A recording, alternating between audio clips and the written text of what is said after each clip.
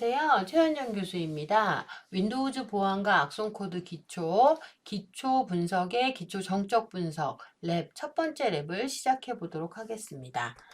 저희가 실습하게 되는 첫 번째 랩의 이름은 랩 01-01. exe dll 두 개의 파일로 구성이 되어 있습니다. 그래서 여러분들은 이게 지금 이름이 같은 것도 이유가 되겠지만 이 두 개를 같이 분석을 해주시면 됩니다. 자, 분석하시는 방법은 밑에 있는 6개의 가이드를 따라서 작업을 해주시면 됩니다. 자, 여기서 잠깐 복습을 해보도록 할게요. 자, 보통 악성 코드로 많이 사용되는 P 파일이 있었죠? 네, P 파일은 포터블 익스큐터블의 약자였고요. 실행 가능한 파일로 저희가 알고 있었습니다. 대표적인 건 exe 파일이 여기에 해당이 됐어요. 그래서 여러분들이 알고 있는 익스큐터블 파일이 여기에 해당이 됐고요. 그 외에도 DLL 파일이 있었습니다. 네, 다이나믹 라이브러리 링킹의 약자고요. EXE가 실행이 되면서 필요한 경우 DLL에 있는 기능들을 가져다 쓰는 형태로 실행이 됐습니다. 이 외에도 뭐 SCR이나 뭐 COM이나 다양한 파일들이 존재를 했습니다. 자, 여러분들은 여러분의 시스템에 이 두 개의 파일을 가지고 분석을 하시면 되고요. 저희가 가상머신 기반으로 분석을 하셔도 되고, 자, 지금 정적 분석의 경우는 굳이 악성 코드를 실행하지 않기 때문에 여러분의 일반 클라이언트 컴퓨터 환경에서 하셔도 됩니다. 자, 첫 번째 질문을 확인해 보도록 하겠습니다. 첫 번째 질문은 바이러스 토탈 사이트에 업로드하고 보고서를 확인하자. 기존 안티바이러스에 정의된 것과 일치하는가? 라는 질문입니다. 자, 우리가 악성 코드를 분석하는 데 있어서 무작정히 악성 코드를 실행하거나 백신에 넣는 거는 상당한 리스크가 있습니다. 왜냐하면 요즘에 악성 코드 중에서는 다운로드만 받아도 동작하는 파일들도 있고요. 그 다음에 실제적으로 악성 코드가 아닌 것처럼 보이지만 악성 코드인 경우도 많이 있습니다. 그래서 여러분들이 또 요걸 작업을 하기 위해서는 안전한 건 우리가 지금 분석하는 환경처럼 가상머신에서 운영을 하든지 아니면 바이러스 토탈 사이트는 뭐라고 그랬죠? 네, 원격지에 굉장히 많은 안티바이러스 엔진을 갖고 있는 사이트라고 그랬죠? 그래서 여러분들이 샘플 파일을 업로드를 하면 이 바이러스 토탈 사이트에서 이 다양한 안티바이러스 엔진에 돌려보고 추가적인 정보들을 알려주는 역할을 합니다. 자, 그러면 우리는 아주 손쉽게 우리가 이제 분석하고자 하는 파일이 악성인지 여부를 간단하게 확인할 수가 있겠죠? 자, 저희가 바이러스 토탈 사이트에 두 개의 파일을 올렸어요. 랩 01-01.exe 파일하고 랩 01-01.dll 파일 두 개를 모두 올렸습니다. 자, 두 개를 올렸더니 둘 다 40개가 넘는 엔진에서 악성 코드로 탐지하는 걸 확인할 수가 있습니다. 자, 이제 악성 코드 이름을 보면 대충 가 어떻게 동작하는지를 알 수 있다고 그랬죠? 네이밍에 일종의 규칙이 있기 때문에 네, 둘 다 윈도우 32 버전 32비트에서 동작한다는 걸 확인할 수가 있고요. 그 다음에 이제 반복적으로 나오는 이름이 이제 트로이잔이라는 이름입니다. 트로이잔 형태로 뭔가 은닉돼서 있다가 활동하게 될 확률이 높다라는 것을 확인하실 수가 있습니다. 자, 그래서 이러한 내용들은 어떻게 볼 수 있을까요? 네, 결국 악성 코드의 시그니처로 판명된다라고 볼 수가 있습니다. 자, 두 번째 질문입니다. 두 번째 질문은 네, 이 파일의 컴파일 시점은 언제인가? 라는 질문입니다. 뭐 컴파일 시점이라고 하는 거는 우리가 타임 스탬프 정보를 통해서 우리가 알 수 있었죠. 네, 이 타임 스탬프 정보 같은 경우는 PE 파일 헤더에 저장이 되어 있었고요. 네, 그런 PE 파일 헤더를 보려면 네, PE 뷰어라는 소프트웨어를 활용을 했습니다. 자, PE 뷰어에다가 네, 두 개의 파일을 다 열어봤어요. 네, 위에 있는 게 exe이고 아래에 있는 게 dll 파일입니다. 자, 각각의 파일에 보시면 파일에 있는 이미지 엔티 헤더스에 네, 이미지 파일 헤더 부분을 클릭하면 관련된 정보를 확인하실 수가 있는데요. 자, exe 파일의 경우는 컴파일 시간이 2010년 12월 19일입니다. dll 파일은 언제죠? 네, DLL 파일도 동일하네요. 2010년 12월 19일. 심지어 시간도요, 몇 초 차이가 나지 않습니다. 아마도 어떤 경우일까요? 거의 동시에 컴파일 됐을 확률이 굉장히 높습니다. 자, 그러면 우리가 이걸 통해서 알 수 있는 건 뭐냐면, p뷰어의 이미지 엔티 헤더스 안에 이미지 엔티 이미지 파일 헤더에 타임 데이트 스탬프를 통해서 동일한 날짜 거의 1분 이내에 컴파일로 되는 걸 알 수가 있고요. 이 두 개는 같이 생성됐다라는 걸로 판단이 됩니다. 그래서 대부분의 경우 DLL이 동쪽으로 호출이 되기 때문에 대부분 이제 일반적으로 봤을 때는 랩 01-01.exe가 실행되고 나서 이 DLL을 같이 실행하는 형태로 하겠다라는 걸 확인할 수가 있습니다. 자, 세 번째 질문의 경우는 패킹이나 난독화의 흔적이 있느냐라는 것을 물어보는 거죠. 자, 이거는 여러분 우리 어떻게 확인했었죠? 네, 우리가 바이러스 토탈 사이트에서도 알 수 있었지만 유틸리티로는 PID라는 유틸리티가 있었어요. 그래서 PID라는 유틸리티를 열어서 두 개 EXE와 DLL을 다 열어보면 네, 둘 다 아주 정확한 정보가 나오는 걸 확인할 수가 있고요. 네, 재미있게도 마이크로소프트 비주얼 C++ 6.0 이상 버전에서 생성이 됐다라는 걸 확인할 수가 있습니다. 자, 그래서 우리가 알게 된 결론은 뭐냐? 두 파일 모두 비주얼 C++에서 정상적으로 컴파일한 파일로 패킹된 것 같진 않다라는 거죠. 그리고 이 p 섹션 정보가 텍스트 섹션으로 보이는 걸 봐서는 제대로 보인다는 걸 확인할 수가 있습니다.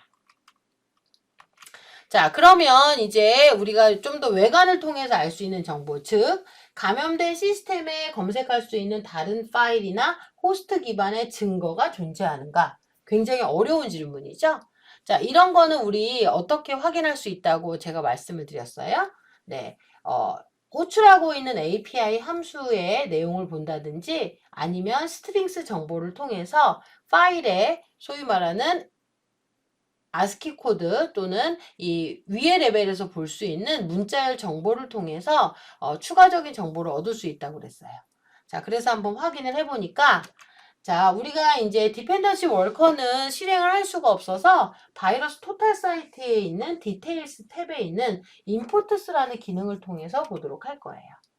자, 랩 01-01.exe 파일의 경우는 네, 무슨 파일을 임포트하고 있냐면 커널 32 DLL 그리고 MSV CRT DLL 두 개를 임포트하는 걸 확인할 수가 있습니다. 자, 그런데 커널 32 DLL에 보니까 여러 개의 API 함수가 있는데 그 중에서 find first file, find next file A라는 API 함수가 보여지고요. copy file, create file이라는 게 보여지는 걸 확인할 수 있습니다. 그 외에 이제 여러분이 기억을 하면 여기 멜록 함수도 있긴 있죠. 네, 이런 것들을 이제 쓰고 있다라는 걸 알 수가 있어요. 자, 그런데 랩 01-01.exe 파일은 커널 32 DLL과 MSV CRT DLL을 임포트하고 있는데 이거는 솔직히 대부분 정상적인 파일에서 임포트하는 것이기도 합니다. 그런데 이제 추가적으로 커널 32의 경우 일반적이긴 하지만 약간 특이한 API 함수를 찾았고 그거를 조금 더 자세히 정보를 보고 싶어요. 그러면 여러분들이 구글 검색창에 find first file A, 뭐 find next file A 또는 copy file A, create file A라는 키워드를 넣어주시면 돼요. 그러면 다음에 보이시는 것처럼 마이크로소프트 개발자 사이트에 접속을 하실 수가 있습니다. 자, 카피 파일의 경우는 뭐 하는 것 같아요? 네, 여기 보시면 기존에 존재하는 파일을 새로운 파일로 카피하는 API 함수입니다. 자, 해당하는 파라메타들도 다 나와요. 근데 여기서 중요한 건 뭐냐? 존재하는 파일을 새로운 파일로 복사를 하기 때문에 여기 보시면 파일 네임 파라메타가 두 개가 나옵니다. 결국은 이 API 함수를 사용하기 위해서는 네, 복사하는 대상이 되는 S, source 파일하고 그 다음에 데스티네이션에 해당하는 두 개의 파일 네임을 반드시 필요로 한다라는 거예요. 그러면 이 파일명은 어디에서 우리가 추측하거나 알 수 있을까요? 네, 아마도 스트링스 정보에 들어가 있을 확률이 높다라는 겁니다. 자, create file 펑션이라는 게 있어요. 이건 뭐냐면 말 그대로 네, IO 디바이스 또는 파일을 오픈하는 역할을 하는 겁니다. 대부분 파일을 생성하는 그런 역할을 하는 거죠. 카피하고 생성하고 뭔가 이제 추가적인 일을 한다라는 걸 확인할 수가 있습니다. 결국은 이러한 API 함수를 보고 카피 파일이나 크리에이트 파일 같은 API를 통해서 파일을 복사하거나 생성할 확률이 높다라는 걸 알 수가 있습니다. 자, 그 다음에 find first file, find next file이라는 게 있었어요. 자, 이거는요, 보시면 어떤 기능을 하냐면, 디렉토리나 파일, 서브 디렉토리를 서치하는 역할을 합니다. 그리고 얘도 마찬가지예요. 서치를 하는데 반드시 필요한 것 중에 하나가 파일 네임이 필요해요. 자, find next file의 경우는 뭐냐면, 인접해 있는 파일, 이전 파일이나 이후 파일을 추가적으로 검색하는 역할을 합니다. 결국은 뭘 하는지는 잘 모르겠지만 이 API 함수를 쓴다면 반드시 특정 파일을 검색할 확률이 높고요. 그 다음에 검색하게 되면 그 파일의 이름을 어떻게든지 간에 파라메타로 갖게 된다는 거고요. 넥스트 파일이라는 거는 인접한 거를 검색하는 건 마치 디렉토리에서 우리가 dir이나 ls 명령어를 통해서 파일의 목록을 보는 것처럼 소위 말하는 파일의 서치를 하는 확률이 높다라는 겁니다. 결국은 find first file, find next file이라는 이 API 함수를 통해서 파일을 탐색하는 행위를 하고 있다는 걸 예측할 수가 있습니다. 그 다음으로 lab 01-01.dll 파일의 인풋 내역을 확인해 보도록 하겠습니다. 이 파일도 동일하게 kernel 32.dll하고 msv crt dll 두 개를 인풋하고 있는 걸 확인할 수가 있는데요. 자, kernel 32dll은 우리 앞선 파일과 좀 다른 API 함수를 쓰고 있어요. 그 중에 이제 우리가 관심 있게 볼 게 sleep이라는 함수랑 create process a라는 API 함수입니다. 자, 그리고 이제 앞에 거랑 다르게 ws2_32.dll을 쓰고 있거든요. 자, 여러분들 우리 친구들 우리 지난번 수업할 때 이 DLL의 역할에 대해서 배웠어요. 예. WS2-32나 윈속 32 DLL의 경우는 네트워크 연결 관련 작업을 수행한다는 걸 알 수가 있습니다. 자, 그래서 그런지 모르겠지만 여기 보면 뭐 소켓이나 커넥트나 또는 이런 셧다운, 리시브 이런 거를 쓰는 거를 또 확인할 수가 있겠죠? 그럼 이제 추가적으로 이런 API 함수도 찾아보실 수가 있을 것 같아요. 자, 그래서 이제 기본적인 임포트 내용만 봤을 때는 네트워크 연결 작업을 할 확률이 높다라는 걸 볼 수가 있고요.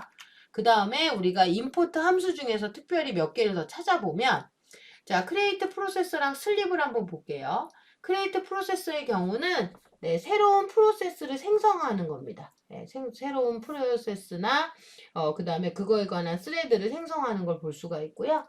자, 슬립의 경우는 서스펜드 합니다. 실행하고 있는 파일을 뒷단에서 서스펜드 하도록 하는 거죠. 일종의 이제 우리가 백도어 같은 거 할 때 실행시키고 나서 뒤에서 계속 실행시키도록 하는 게 이제 여기에 해당이 됩니다. 자, 그리고 제가 이제 추가적으로 여기서는 검색을 안 하고 있지만 아까 말씀드렸던 것처럼 소켓이라는 API 함수나 커넥트, 셧다운, 리시브 함수도 한번 꼭 추가적으로 찾아보시면 여러분들이 네트워크 기반 징후를 파악하는 데 도움이 많이 되실 거라고 생각을 합니다. 자, 그거에 기반해서 봤을 때 lab 01-01.dll은 임포트 함수에서 create 프로세서랑 슬립을 사용하고 있다. 그래서 보통은 이 DLL이라는 게 바로 실행이 된다기보다는 EXE가 호출해야 실행이 되는 형태인데 뭔가 얘가 실행이 되는 것 같기는 해요. 그런데 약간 슬립이 된다라는 걸 봤을 때는 약간 백도어 같이 동작하지 않을까라는 생각을 하고 있습니다. 자, 그래서 우리는 이 DLL이 아마 실행이 돼서 백도어로 백그라운드에서 실행이 될 확률이 높다라고 이제 생각을 할 수가 있겠습니다. 자, 그 다음에 내용은 뭐냐면 감염된 시스템에서 검색할 수 있는 다른 파일이나 호스트 기반 증거가 존재하느냐라는 건데요. 자, 저희가 API 함수는 봤기 때문에 한번 스트링으로 이 문자열에 뭔가 증거가 있는지를 확인해 보도록 하겠습니다. 자, 스트링을 해보면 우리가 앞서 살펴봤던 요 create 파일 A나 뭐 find file first 같은 요런 API 함수 리스트를 확인하실 수가 있고요. 그 다음에 추가적으로 당연히 임포트하고 있는 DLL들도 확인할 수가 있습니다.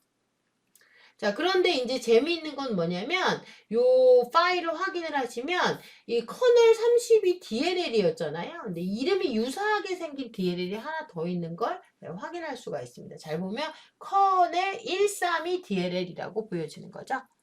자, 그리고 여기 밑에 보면 또 경로가 나와요. 윈도우즈 아래, 시스템 32 아래, 커널 132 DLL이라는 경로가 또 나옵니다. 여러분 기억하시죠? 카피 파일이나 또는 find first file A 같은 경우는 반드시 뭐가 있어야 된다고 그랬어요? 동작하기 위해서 파일에 파라메타가 있다라는 거. 그러면 여기에 뭐 DLL 뭐 이런 것들이 나오는데 이 중에 하나가 파라메타로 쓰일 확률이 높고 그 다음에 여기 밑에 보면 이게 랩 01-01.exe거든요. 근데 여기에서 어떤 문구가 나와요? 네, 랩 01-01.dll도 역시 여기에 나타납니다. 자, 그리고 이제 또 재미있는 문구가 있어요. 제가 표시하진 않았지만 우리 친구도 찾으셨을 것 같아요. 맨 밑에 보시면 warning, this will destroy your machine 이라고 약간 협박성 멘트가 같이 나오는 걸 확인할 수가 있습니다.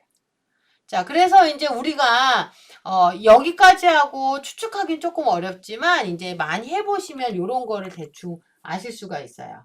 자, 원래 커널 32 DLL이 정상적인 인풋 파일이에요. 그런데 비슷한 이름의 커널 132 DLL이 있습니다. 그 얘기는 뭐냐면 기존의 정상적인 커널 32 DLL을 약간 커널 132 DLL로 뭔가 변조하거나 변형하는 듯한 역할을 하는 거고요. 그 다음에 그렇게 되는 거를 이제 좀 의심할 수가 있고, 그리고 나서 이걸 뭐 다시 배포하거나 또는 뭔가 더 악성적인 일을 할 확률이 높다라는 거죠. 그리고 추가적으로 랩 01-01.exe 파일은 당연히 01-01.dll을 실행시키는 주체가 되겠죠. 이렇게 확인을 하실 수가 있습니다. 자, 그 외에 또 스트링을 통해서 발견할 수 있는 네트워크 기반의 어떤 행위나 동작의 증거는 무엇인가 라고 나와 있죠. 자, 이번에는 DLL을 한번 해봤어요. 네, 그랬더니 조금 의미 있는 데이터가 나옵니다. 뭐냐, 아까 봤던 API 함수 리스트들도 나오지만 아주 결정적으로 IP 주소를 확인할 수 있어요. 그러면 이 IP 주소를 한번 검색해 볼 필요가 있겠죠. 그래서 검색을 해봤을 때 뭔가 이게 예를 들어서 뭐 CNC 서버 주소라든지 이렇다면 어때요? 뭔가 이거는 말 그대로 그 서버랑 연결하는 작업을 하는 걸 확인할 수 있어요. 그리고 보시면 여기 뭐 우리 아까 봤던 EXEC 뭔가 실행을 시키는 거 슬립 백도어에서 되는 거 헬로우라는 메시지도 나오고 뭐 SAD 막 이런 거 나오죠. 헬로우나 이런 것들은 보통 연결했을 때 약간 테스트로 보내는 헬로 월드처럼 그런 메시지 역할도 많이 해요. 그러니까 뭔가 네트워크 기반으로 약간의 접속 작업을 한다. 어떤 아마도 그 대상 서버가 127.26.152.131 확률이 높다라는 걸 확인하실 수가 있는 거죠. 그래서 실제 문자를 보면 이제 뭐 WSE-32 DLL 저희가 임포트에서도 봤지만 그거랑 뭐 EXEC 슬립을 하는 거 봐서는 뭔가 네트워크 상에서 실행하고 백그라운드에서 슬립하는 확률이 높고요.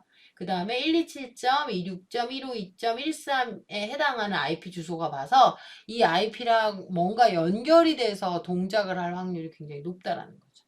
그렇게 의심을 할 수가 있습니다. 자, 이 파일의 목적은 뭐라고 판단을 했는가? 라는 이제 최종적인 질문이 나와요. 그러면 최종적으로 봤을 때는 이 파일은 두 개가 세트입니다. 그쵸? 이름도 같고 컴파일 시점도 비슷하고 그 다음에 이 exe 파일이 얘를 호출하고 있기 때문에 얘에 대한 정보가 있기 때문에 두 개는 세트예요. 자, 두 파일이 비슷하고 같은 시기에 만들어졌기 때문에 자, exe 파일이 이제 실행이 되면서 DLL이 뭔가예요? 실행을 시킬 확률이 높고 그 다음에 이 DLL을 네트워크 기반에서 실행해서 백도어에 놓을 확률이 높다는 거죠. 그리고 백도어에 놓을 때는 커널 뭐 132 DLL 이 뭔가 역할을 한다는 걸 확인할 수가 있습니다. 자, 이상으로 우리 한번 첫 번째 랩을 기초 정적 분석을 해봤는데 어떠세요? 네, 어렵죠? 네, 이게 진짜 표현이 좀 재밌지만 눈을 감고 뭔가 물건을 만지면서 이게 뭔지 추측을 해봐라 라는 거의 비슷합니다. 근데 이제 우리가 가이드가 있기 때문에 그 가이드에 맞춰서 한번 최대한 정보를 추려보시고요. 이게 지금 첫 번째 예제니까 아마 굉장히 어려우실 거예요. 그런데 이제 제가 수업 시간에 앞서서 말씀드렸던 것처럼 그래도 반드시 미리 실습하고 예, 저희가 실습에 대한 요 레포트 결과를 보시는 걸 예, 추천을 드립니다. 안 그러면 예, 너무 당연하게 받아들이기 때문에 새로운 예제가 나오면 여러분들이 그걸 분석하는 게 굉장히 힘들어져요. 네.